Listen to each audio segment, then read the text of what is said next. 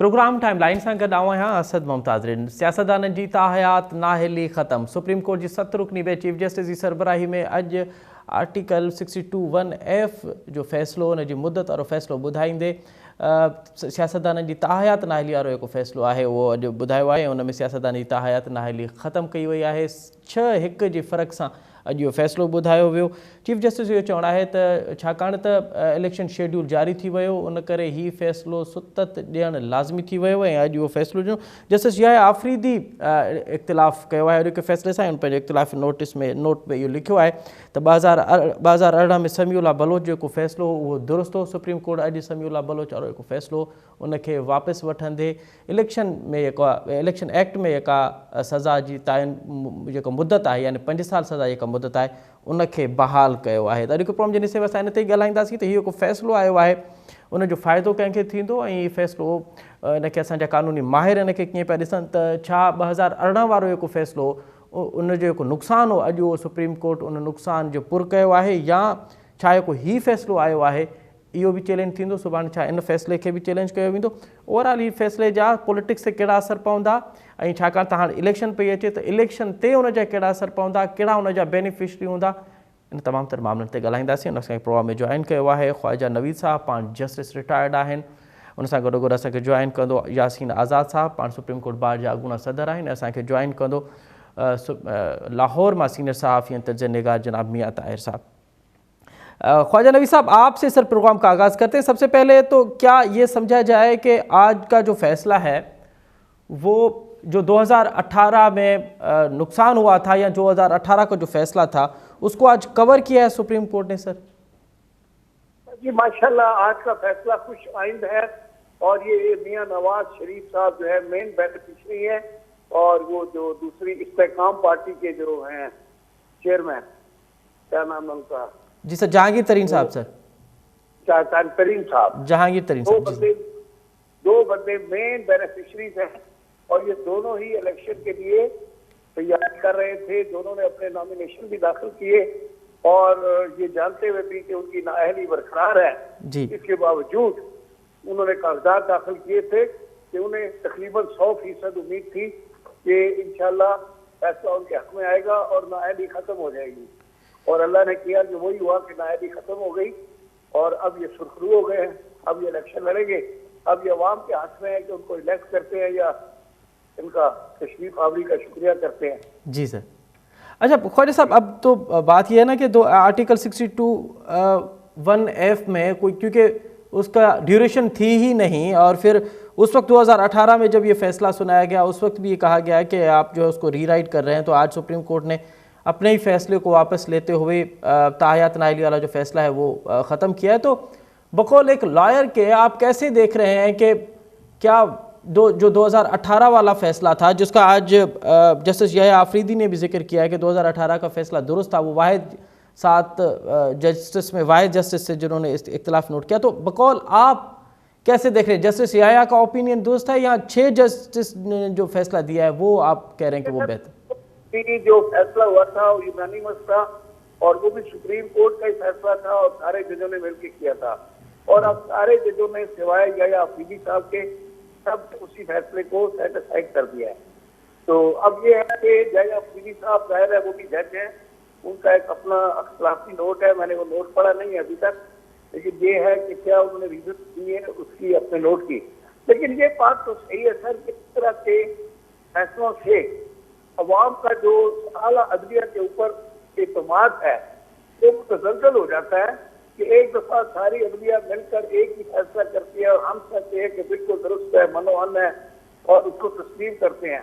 फिर जैसे regime change आता है, हालात बदलते हैं, तो फिर वही सुप्रीम कोर्ट अपने इस फैसले को बदल देती है।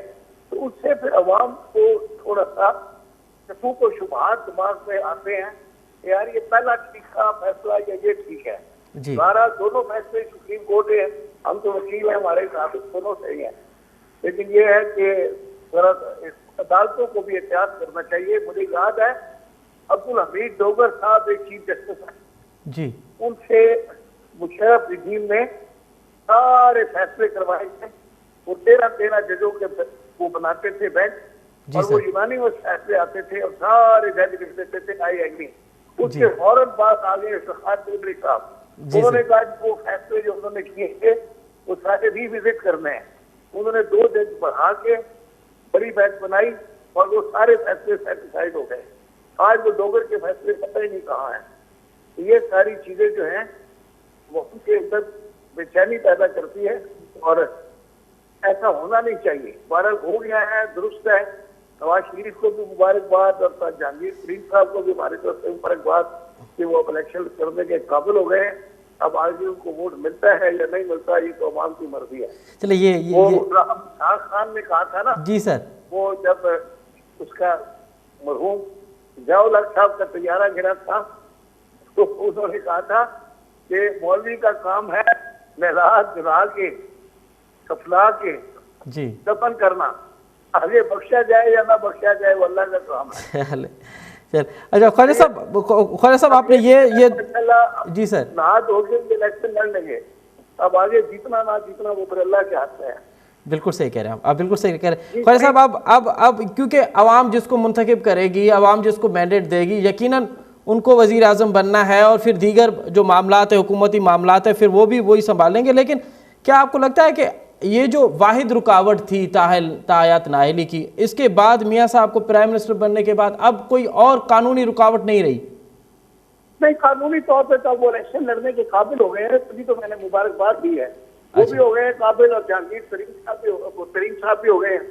तो अब आगे जीतना ना जीतना तो ये फिर अल्लाह के इख्तियार में है और वो उसके मुताबिक है।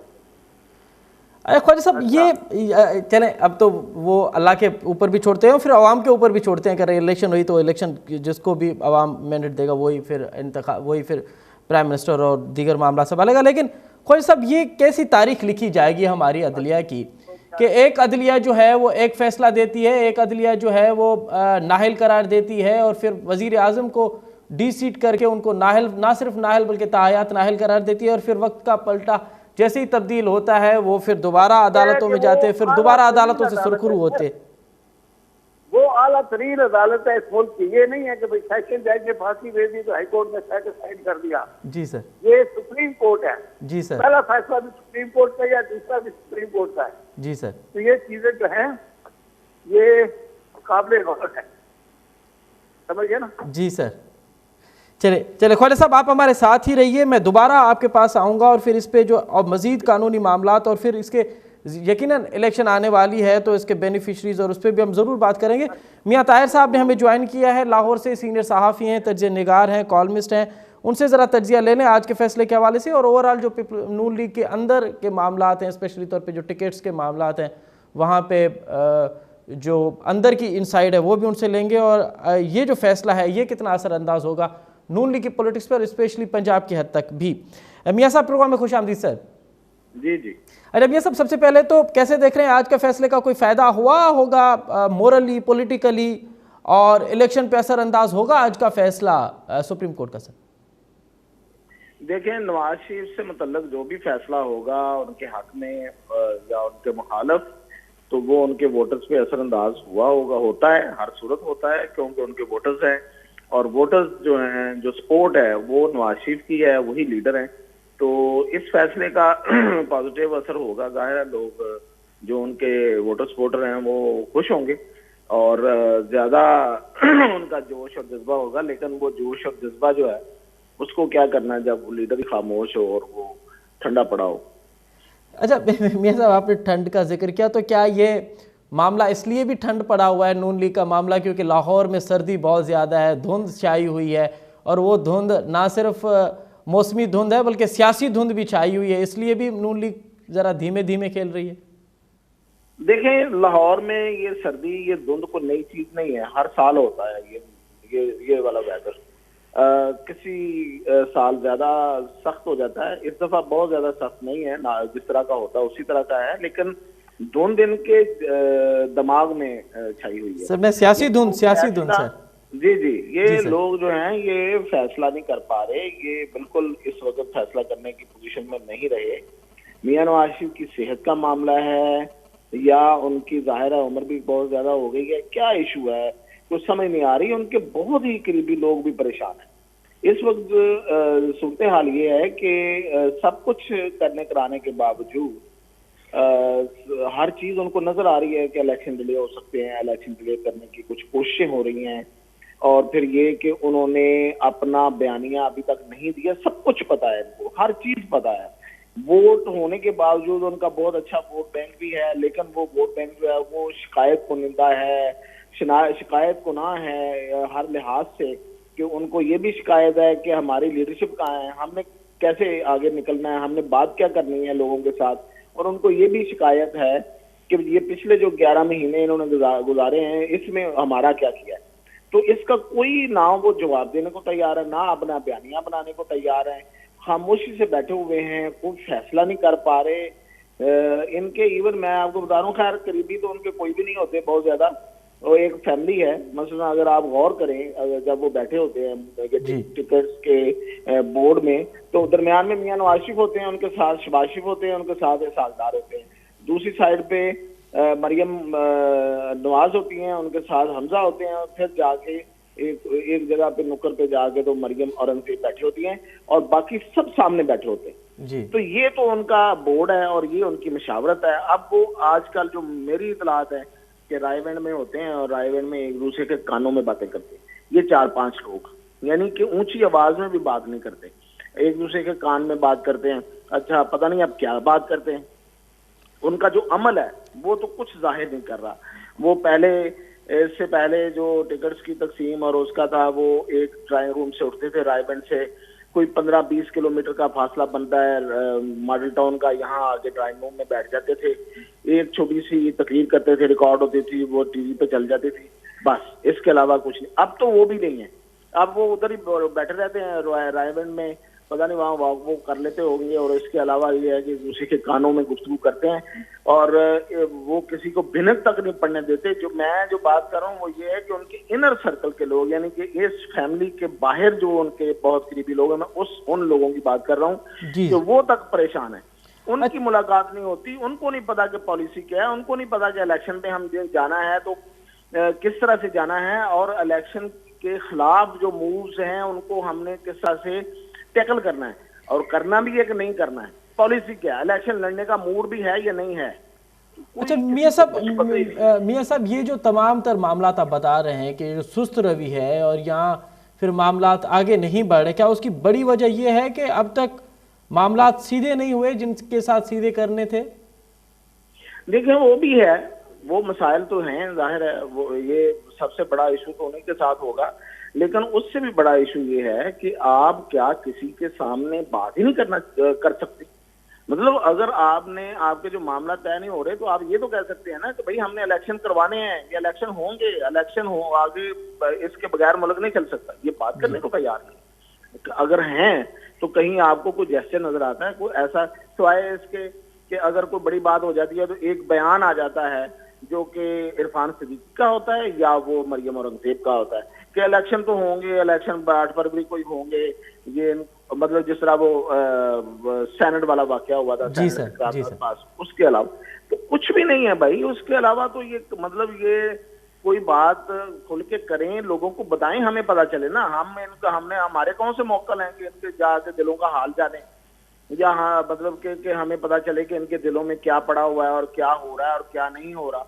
तो ये तो किसी को बताने को मतलब ये कि मैंने आपको कहा, मैं नाम ले देता हूँ, ख्वाजा आसिफ कितना इनके करीब आदमी, ख्वाजा साद रफीक कितना करीब आदमी है, राना तनवीर कितना करीब आदमी, उनको नहीं पता कि ये क्या करने जा रहे हैं, क्या सोच चले। तो इसका मतलब ये है कि मियां साहब ने अपने पत्ते जो हैं वो सीने से लगाए हुए हैं, वो किसी को दिखा भी नहीं रहे और किसी से मशवरा भी नहीं कर रहे, वो शायद मैं भी वक्त का इंतजार कर रहे हैं, और अब वक्त कितना बचा है ये भी एक सवाल है। मियां साहब मैं दोबारा आपके पास आऊँगा और फिर जो टिकट्स के मामला हैं उस पर भी ज़रूर डिस्कस करेंगे। ख्वाजा साहब ये बताइए कि आज के फैसले के बाद क्या ये मतलब अंडरस्टूड हो गया है कि जिनकी नाअहली थी वो 5 साल की हो चुकी है, और जिनकी 5 साल कब तक मतलब 5 साल वाला फ्रेम पीरियड पूरा नहीं हुआ तो वो उनको अब भी नाअहली तस्वर करेंगे हम?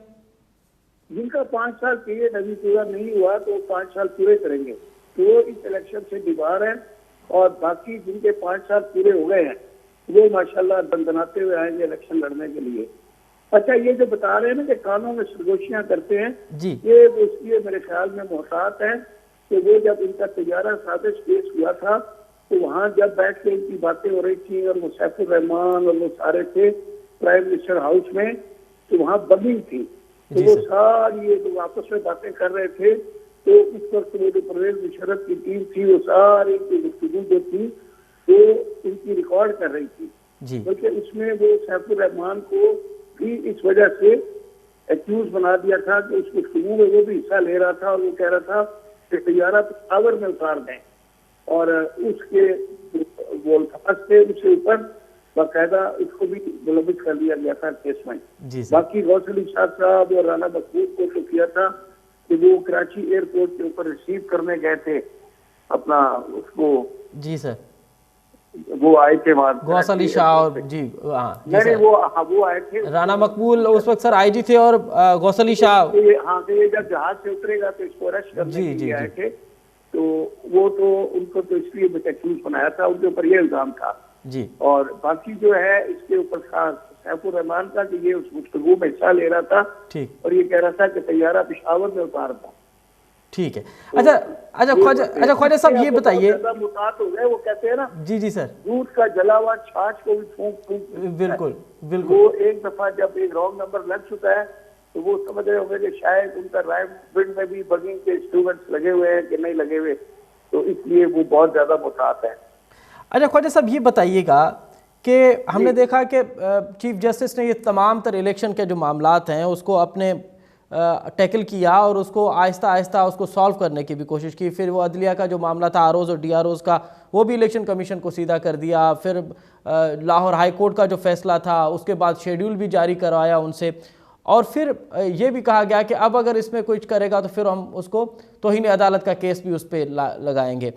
लेकिन ये जो 2-3 दिन से चीफ जस्टिस साहब ने भी पिछले हफ्ते 2 मरतबा ये कहा था कि कुछ हथकंडे हैं जो इलेक्शन में रुकावट बनने की कोशिश कर रहे हैं और वो नहीं चाहते कि इलेक्शन हो, और फिर हमने देखा कि सेनेट में एक करारदाद भी पास हो गई कि इलेक्शन मुलतवी हो जाए, और फिर कल चीफ सेक्रेटरी इलेक्शन कमीशन ने इस्तीफ़ा दे दिया। क्या आपको लगता है कि अब भी कहीं पे मुबहम है ये चीज़? क्या कोई चाहता है कि इलेक्शन डिले हो, इसलिए भी पॉलिटिकल माहौल जो है वो नहीं बन रहा? सर तो देख रहे सारी आपके सवाल के अंदर ही जवाब है। आपने बताया कि अभी भी कुछ चीजें मुबहम है, तो वो बिल्कुल नजर आ रही हैं। ये जो हरकतें होती है ना सर, ये सेनेट में 12 आदमी बैठ के ऐसे करारदाद पास नहीं करते, ये रिमोट कंट्रोल होते हैं, किसी के कहने पे करारदाद पास करते हैं। अब ये करारदाद पास उनकी अपनी पक्ष भी उस करारदाद को डिसोन कर रही हैं। उनके सारे बंदे कह रहे हैं कि ये करारदाद की कोई कानूनी हैसियत नहीं है, सेनेटर सारे कह रहे हैं।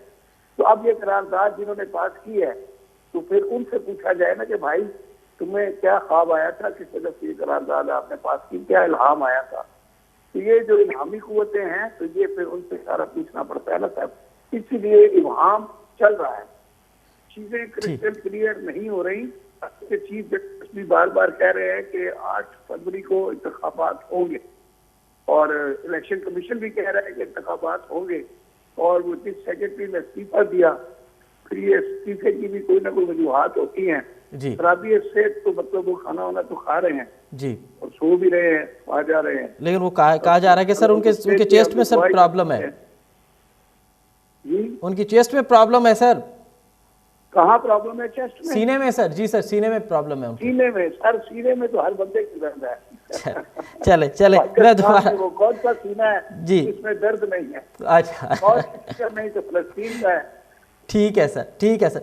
मियां साहब क्या ये जो इस्तीफा, ये जो खैर अब तो chief election secretary election commission ने अपने ओहदे से इस्तीफा दिया है सर, क्या ये सर इस्तीफा वाला मामला सिर्फ सेक्रेटरी तक महदूद है या कुछ और भी लाइन में है? क्या आपके पास कोई इस तरह की इनसाइट भी है कि कहीं और से भी इस्तीफे आ सकते हैं? सर देखिए, एक बात तो मैं पहले ये कर दूं कि जुल्फिकार अली भुट्टो को ये शक पड़ गया कि मेरी जो गुफ्तगू है वो बग होती है जी, तो शेख मुजीबुर रहमान के साथ उन्होंने मुज़ाकरात करने थे, तो वो उनको लॉन में लेके चले गए जी सर, और वहां पे जाके उनसे सारी गुफ्तगू की, चलते हुए, वॉक करते हुए, और फिर वहां पे आपको शायद ये बहुत कम लोगों को इस चीज का पता है कि 6 नुकात जो थे उस पर इत्तेफाक हो गया था 1 by 1, कोई ना इत्तेफाकी मौजूद नहीं थी।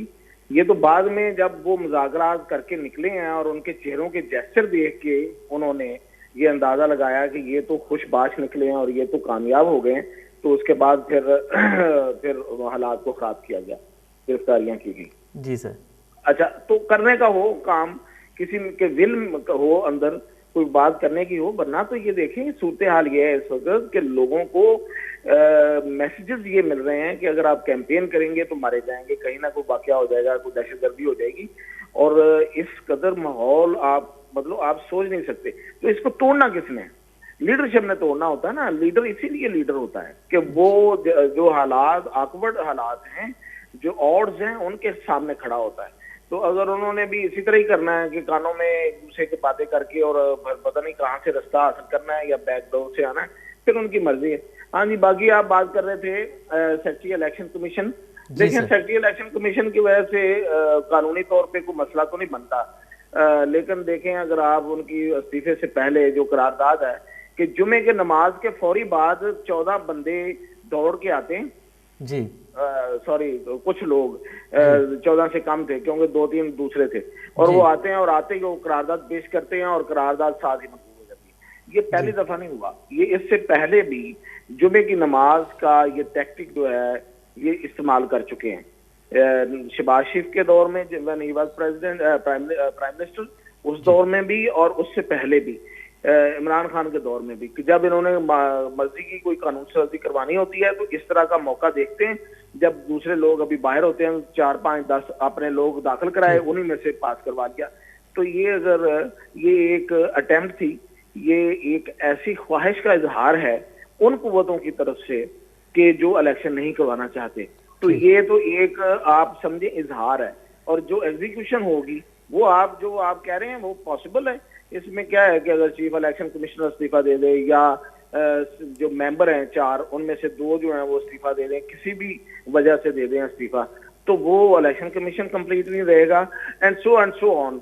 अच्छा मियां साहब अगर मियां साहब कतई कलाम आप सर, क्योंकि ये हम आपसे बातें सीख भी रहे हैं और कोशिश भी कर रहे हैं कि कोई इनसाइट भी आपसे निकलवाएं। तो मियां साहब, अगर ये इलेक्शन मुलतवी हो जाते हैं खुदा न खास्ता, तो उसका बेनिफिशरी कौन होगा सर? नुकसान तो लूजर तो अवाम होगा, मुल्क होगा, जमहूरियत होगी, बेनिफिशरी कौन होगा सर? देखिए, बेनिफिशरी ये सियासी जमातें नहीं होंगी, ये लूजर होंगी। नंबर 1, अवाम की तो कोई बात ही नहीं है, ना कोई उनकी बात करता, ना कोई उनकी बात सुनता, ना उनकी बात करने को कोई तैयार है। ये जो सबसे ज्यादा लूजर ये तमाम सियासी जमातें बशमूल नून लीग और बाकी सब ये होंगी। और आपको पता है बेनिफिशरी कौन होंगे? बेनिफिशरी तो फिर जो इस सिस्टम को लाने वाले होंगे और जो इलेक्शन नहीं होने देना चाहते वो गैर जमहूरी कुव्वतें वही बेनिफिशरी होंगी। और बाकी तो मेरा नहीं ख्याल कि अवाम तो बिल्कुल ही नहीं होगी। जमहूरियत को छोड़ दें कि अवाम को जमहूरियत या उनके कोई वोट का हक, वो तो वैसे भी अब जो हालात आपके फाइनेंशियली चल रहे हैं तो वो कैसे उनको आप टैकल कर सकेंगे? कोई 4 या 10 बंदे या 20 बंदे बैठ के जो इन्होंने वो SIFC बनाई है और वो जो फैसिलिटेशन जो कमेटी बनाई है, वो बोर्ड बनाया है, उसमें हर एक में आपको पता कि हर कमेटी में इवन जो निजकारी की कमेटी है जिसने निजकारी करनी है उस मामला, उसमें भी जनरल है। तो हर कमेटी में जनरल पहले से बैठ गए हुए हैं। तो अगर वो हुकूमत आ भी जाती है तो ये कानून साजी जनाब शहबाज शरीफ ने कानून साजी की हुई है, और ये उस कानून साजी में ये वाली कमेटी जो आपको मैं बता रहा हूँ, ये जो फैसिलिटेशन वाली है, ये उसमें शामिल है। ये अब ये कानूनी चीज है, अब इसको आपने हटाना है तो कानून के जरिए ही हटाना है। तो वो तो ऑलरेडी बैठ गए हैं, बेशक इलेक्शन हो या ना हो, तो ये मामला तो उन्हीं के हाथ में है और वही बेनिफिशरी है और वही रहे।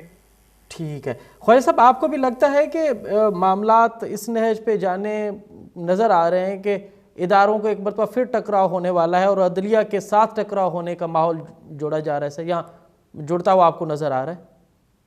क्या चीज? आपका सवाल थोड़ा सा रिपीट करेंगे सर? आपको लगता है कि ये जो अब जो टकराव हमें होता हुआ नज़र आ रहा है कि इलेक्शन डिले हों या इलेक्शन वक्त पे हों, चीफ जस्टिस साहब डटे हुए हैं कि हर सूरत 8 फरवरी में उनको इलेक्शन होने वाले हैं, दूसरी तरफ हमें यह भी नज़र आ रहा है कि कुछ हो रहा है कि इलेक्शन डिले हों, सेनेट की करारदाद कोई इवें ही मतलब पास नहीं हुई और उसके बाद जो मामला नज़र आ रहे हैं बज़ाहिर लग ऐसे रहा है कि इलेक्शन में कोई डिले के चांसेस हैं।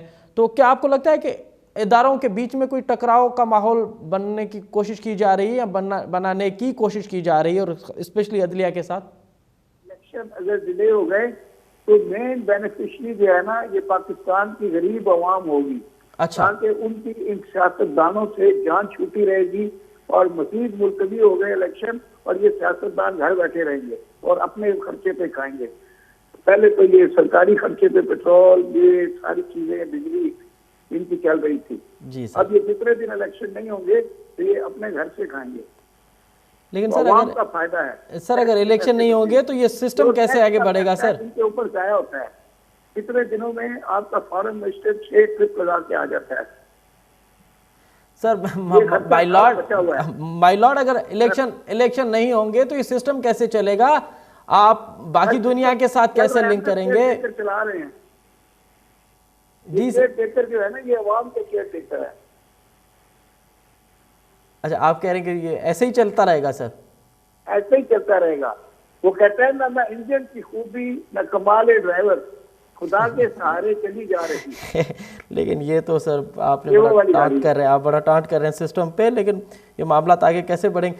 अच्छा मियाँ साहब, क्या टिकट्स वाले मामले पे भी अभी नून लीग के अंदर बहुत शदीद इख्तिलाफात हैं? अगर टिकट सही फैसला नहीं कर पाए तो क्या इसका फ़ायदा भी पीटीआई को होगा? और फिर क्या जो 22 हल्कों वाला इलेक्शन हुआ था, बाई इलेक्शन, क्या इस तरह का भी कोई फिर नतीजा अखज़ किया जा सकता है? तो ऑन ग्राउंड जो सिचुएशन है उसके मुताबिक अगर देखें तो नून लीग मौजूदा सूरत हाल में इलेक्शन जीत जाएगी, इजीली जीत जाएगी।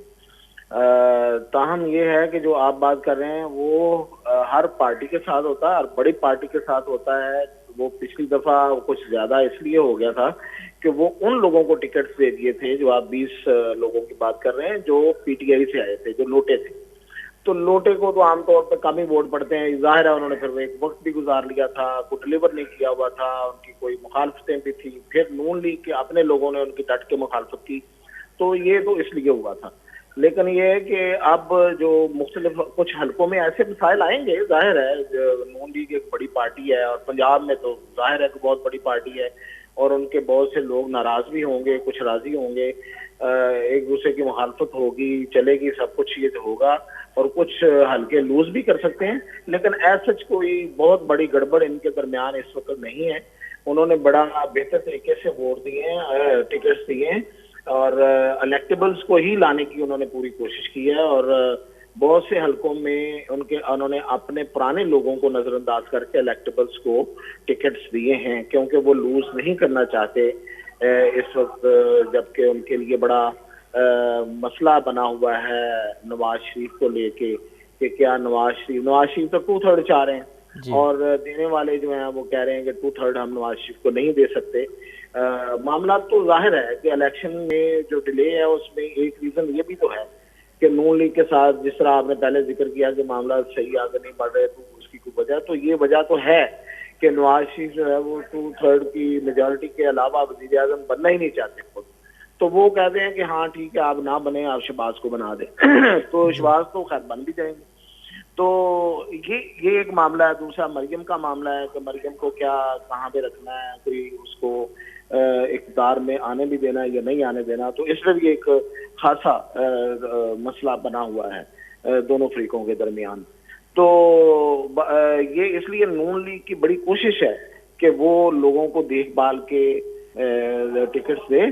ताहम मसला इस यहाँ पे एक और है, वो मैंने पहले भी बयान कर दिया कि फैमिली के 4, 5, 10 लोग जो हैं वो फैसले कर रहे हैं, तो उसमें तो जाहिर है फिर गड़बड़ हो भी सकती है, जिनकी पहुंच है, जिन लोगों की। अच्छा मियां साहब, आप क्या समझ रहे हैं कि अगर इंतखाबात वक्त पे होते हैं तो फिर 8 फरवरी पे पंजाब के किन अजला में आपको 1-to-1 मुकाबला होते हुए नजर आ रहा है सर?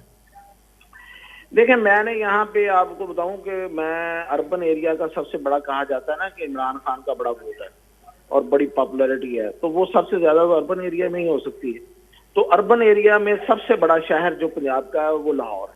अच्छा। तो लाहौर में मैंने तो 2 सर्वे बड़े क्लोजली देखे और ऐसे सर्वे हैं कि वो एक बड़ा सैंपल है, यानी कि 20,000 का सैंपल हासिल किया था। जी सर। इतना बड़ा सैंपल कोई भी हासिल नहीं करता। तो 2 हलकों का सैंपल, मुख्तलिफ 2 हलकों का सैंपल, एक जिसमें बिलावल भुट्टो कंटेस्ट कर रहे हैं 1-to-7 NA 1-to-7 और एक जिसमें नवाज शरीफ कंटेस्ट कर रहे हैं 1-3-0। 130 का तो बहुत से लोगों ने किया और सब ने कहा कि वहाँ नवाज शरीफ है। जो मैं जिस सदे की बात कर रहा हूँ उसमें भी नवाज शरीफ खासे लीड के साथ 1 to 7 में इवन नून लीग जो है वो जीत रही है।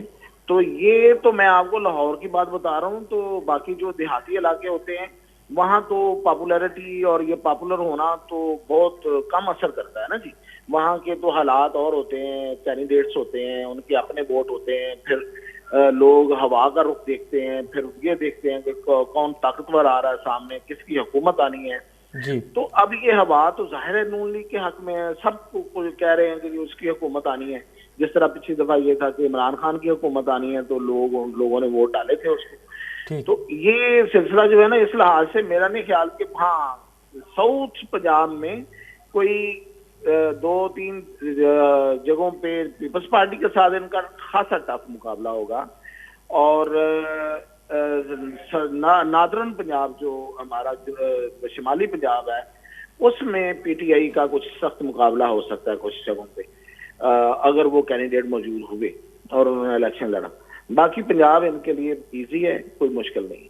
बहुत शुक्रिया मियां ताहिर साहब, आपने बड़ा तफसीली तौर पे अपना पंजाब के हवाले से, पंजाब की पॉलिटिक्स के हवाले से, नून लीग की सुस्त रफ्तारी के हवाले से और आज के सुप्रीम कोर्ट के फैसले के हवाले से आपने बड़ा तफसीली तौर पे अपना ओपिनियन दिया। बहुत शुक्रिया ख्वाजा नवीद साहब, आपने भी हमें अपने लीगल ओपिनियन से जो है वो मुस्तफ़ीद किया और आपका ये कहना कि बहुत तारीख़ी फ़ैसला है। सुप्रीम कोर्ट ने जो आज फ़ैसला दिया है उसकी तारीख में एक हैसियत है और ये ताहयात नाहली वाला मामला जो था वो पहले भी ये कहा जा रहा था कि वो रीराइट किया गया है आइन में, कानून में, आर्टिकल 62(1)(f) में इस तरह की कोई उसमें मुद्दत नहीं दी गई थी कि आप किसी को ताहयात नाहली कर दें। लेकिन उसके बावजूद 2018 में समीउल्लाह बलोच के फ़ैसले में हुकूमत ने ये ताहयात नाहली का फ़ैसला सुनाया था।